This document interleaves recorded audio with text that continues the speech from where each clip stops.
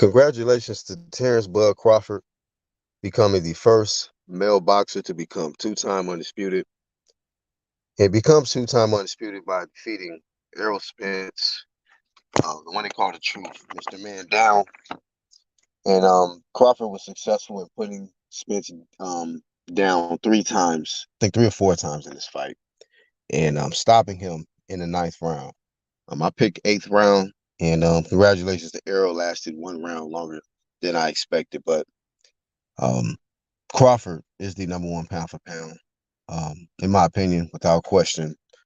I still think that people are going to probably have their doubts and try to rank other people ahead of Crawford, but nobody's done what Crawford has done. Nobody's doing what he's doing.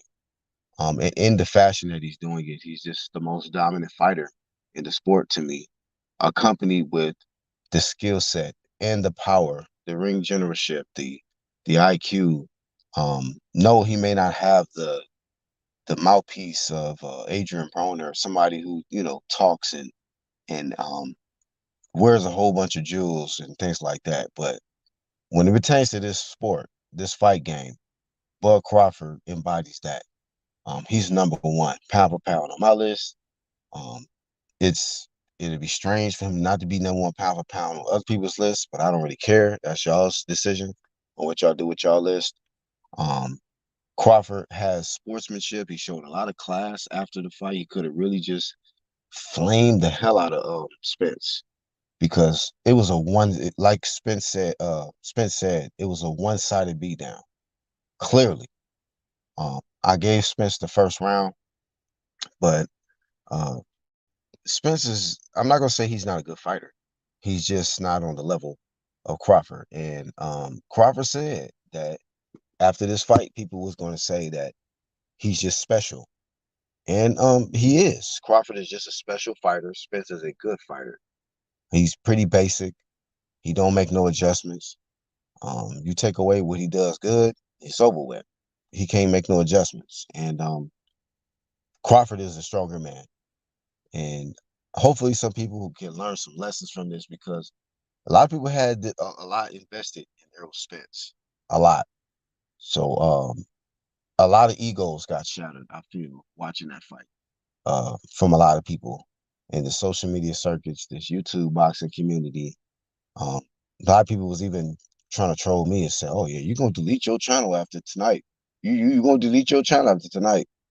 Um, and just like any other fight, I approach it looking at the fighters, the skill set. I don't look at emotion and none of that stuff, or geographical location or color. I just look at who I feel is the better fighter, who gonna win it.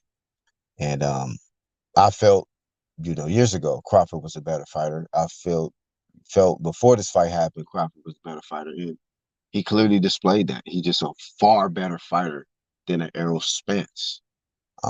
So this is just a light, my light thoughts on the post, of this fight, my post-fight thoughts. Like I said, Crawford kept it classy, and he sits alone. He's in a seat of his own. The first one to reach this stage as a male, and I'm happy as a boxing fan. I paid for the pay-per-view. I'm happy that Terence Crawford has represented this sport the right way. Um, he didn't have to rely on a bunch of fanboys and be super disrespectful to get to where he's at. He just goes about his business. He takes care of he does his job. Crawford does his job. He prepares. He don't take no shortcuts. He just works extremely hard. You know, um, and like I say, I'm not gonna say nothing negative, too much negative about Errol Spence. Wasn't his night.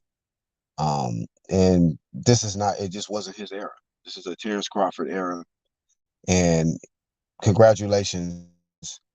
Before I go, give this flame of fame to Terence Crawford. Congratulations to Terence Crawford for being number one pound for pound, the face of boxing, two-time undisputed, and still undefeated. That's all I got, man. The Black Horse.